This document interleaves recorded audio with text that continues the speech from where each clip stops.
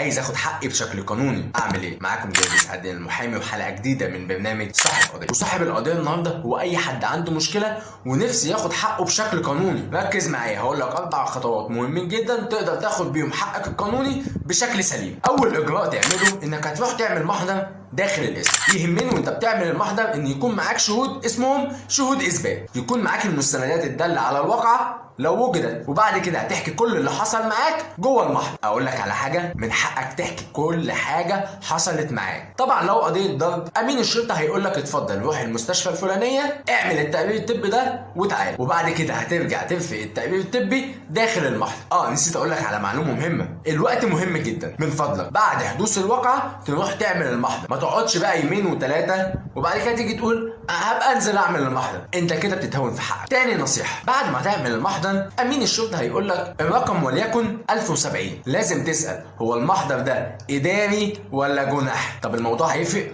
طبعا هيفرق معاك. لما تروح النيابه في دفتر مخصص للمحاضر الاداريه وفي دفتر مخصص لمحاضر الجنح، فلازم تعرف رقم المحضر تبع الاداري ولا تبع الجنح. اقول لك اكتب الرقم عندك، مش بس كده، وتاريخ عمل المحضر. وبعد 10 ايام بتروح النيابه تسال ايه اللي حصل في المحضر ده، وهنا بيكون المحضر اتعرض على وكيل النيابه، وكيل النيابه بيشوف المحضر هل هو تمام ولا ناقصه مستندات ولا ناقص حاجه وكيل النيابه عايز يعرفها.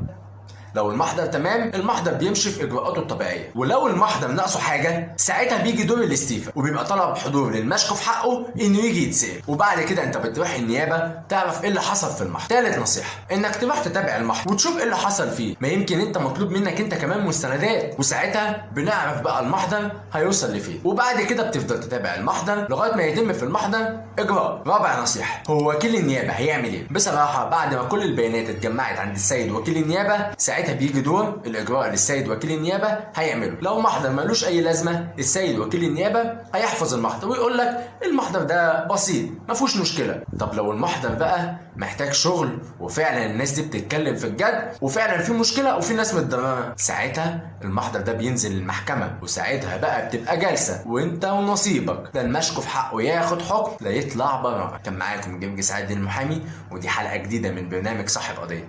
شكرا لمتابعتكم.